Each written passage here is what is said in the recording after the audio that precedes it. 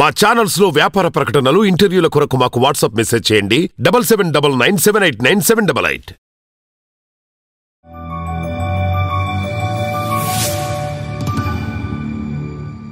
ఇప్పుడు చాలామంది అబ్బాయిలకి అంటే వాళ్ళకన్నా వయసులో ఎక్కువ పెద్ద ఆడవాళ్ళతో సెక్స్ చేయాలని కోరికగా ఉంటుంది. దీనికి కొన్ని కారణాలు ఉన్నాయి. ఒకటి ఏంటంటే అంత పెద్దవాళ్ళతో చేసినప్పుడు సెక్స్ తర్వాత వచ్చే ప్రాబ్లమ్స్ కానీ, అంటే బయటికి ఎవరికి తెలియకపోవడం కానీ, వాళ్ళకు ఆ పెద్దవాళ్ళకు సెక్షువల్ ఎక్స్పీరియన్స్ ఎక్కువగా ఉంటుంది కాబట్టి ఎక్కువగా ప్లెజర్ ఇవ్వగలుగుతారనే, లేకపోతే వాళ్ళకు ప్రెగ్నెన్సీకి సంబంధించి అంటే ఒక చిన్న అంటే యంగ్ ఏజ్ అమ్మాయిలకి ఏంటంటే ప్రెగ్నెన్సీ రాకుండా ఎలా సెక్స్ చేయాలి అనే వాటి మీద అవగాహన ఉండదు. అదే పెద్దవాళ్ళకైతే వాళ్ళకు అవగాహన ఉంటుంది. ఏ రోజు కలిస్తే ప్రెగ్నెన్సీ వస్తుంది, ఏ రోజు కలిస్తే ప్రెగ్నెన్సీ రాదు అనేవి తెలుస్తాయి కాబట్టి వాళ్ళతోనే సెక్స్ చేయాలని అనుకుంటారు. ఎందుకంటే బేసిక్గా ఇది సేఫ్టీ అంటారు. వాళ్ళు సెక్స్ చేసే ముందు ఓకే వీళ్ళతో చేస్తే మనకు ప్రాబ్లం లేదు. అండ్ కొంతమంది ఏంటంటే ఒకవేళ వాళ్ళ ఏజ్ గ్రూప్ అమ్మాయితో సెక్స్ చేసి ఒకవేళ అమ్మాయి వచ్చి మళ్ళీ నువ్వు నన్ను పెళ్లి చేసుకోవాలి, కంపల్సరీగా పెళ్లి చేసుకోవాలి అని పట్టుబడుతుందేమో అన్న భయం ఉంటుంది.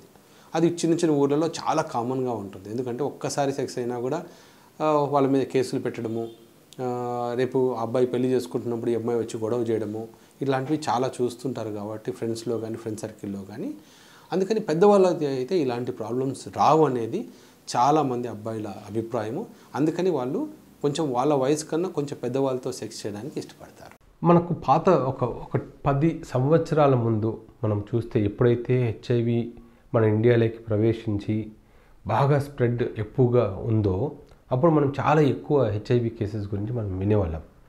ప్రతి ఊర్లో వాళ్ళకు హెచ్ఐవి వచ్చింది, వీళ్ళకి హెచ్ఐవి వచ్చింది, దానివల్ల చనిపోయారని. కానీ ఇప్పుడు భగవంతుని దయ వల్ల అసలు హెచ్ఐవి అనేది అంటే భగవంతుని దయ వల్ల కావచ్చు, న్యాచురల్గా మన నేచర్ ప్రొటెక్షన్ కావచ్చు, లేదా మన గవర్నమెంట్ తీసుకునే జాగ్రత్తలు కావచ్చు, వీటి వల్ల మనకి ఇప్పుడు హెచ్ఐవి అనేది చాలా వరకు తగ్గిపోయింది. అందుకని ఇప్పుడంటే మా ఇంత బిజీ ప్రాక్టీస్లో కూడా మేము ఎప్పుడో 2 సంవత్సరాలకు ఒకసారి ఒక కొత్త హెచ్ఐవి పేషెంట్ మనం చూస్తున్నాం ఇండియాలో. ఎందుకంటే హెచ్ఐవి గ్రోత్ రేట్ అనేది చాలా వరకు తగ్గిపోయింది. కొత్త కేసెస్ మనము చూడట్లేదు.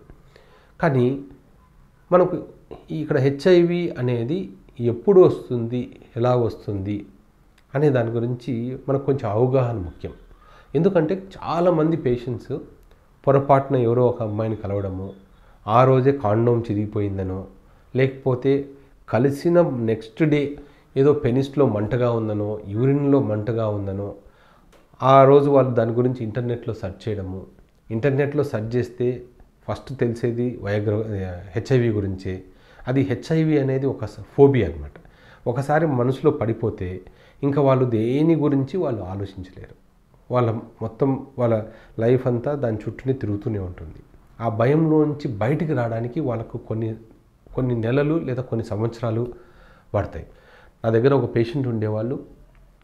ఒకసారి పేషెంట్ ఆయనకి పొరపాటున హెచ్ఐవి టెస్ట్ చేసుకుంటే ఒక ల్యాబ్లో పాజిటివ్ అని ఇచ్చి మళ్ళీ వెంటనే కరెక్షన్ చేసేది మళ్ళీ రీచెక్ చేశాము, అది నెగిటివ్ అని చెప్పారు. కానీ ఆయన ఆ రిపోర్టుని నమ్మక ఒక 2 సంవత్సరాల పాటు కొన్ని వందల కొద్ది హెచ్ఐవి టెస్ట్ చేసుకున్నాడు.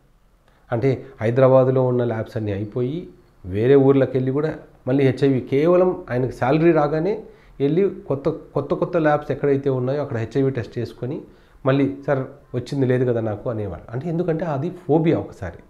సో మనము హెచ్ఐవిని జనరల్గా కాండోమ్ వాడినప్పుడు హెచ్ఐవి రాకూడదు. ఎందుకంటే కాండోమ్ అనేది ప్రొటెక్షన్ ఇస్తుంది సెక్షువల్గా. కానీ ఈ హెచ్ఐవి అనేది బాడీ ఫ్లూయిడ్స్ ఎప్పుడు టచ్ అయినా కూడా రావచ్చు. అంటే అవతల వ్యక్తికి హెచ్ఐవి ఉంటే వాళ్ళకు వైరల్ లోడ్ ఎక్కువగా ఉంటే బాడీ ఫ్లూయిడ్స్ ఎక్కువగా ఉంటే రావచ్చు. అంటే ఈవెన్ ఓరల్ సెక్స్ చేసినప్పుడు కూడా రావచ్చు.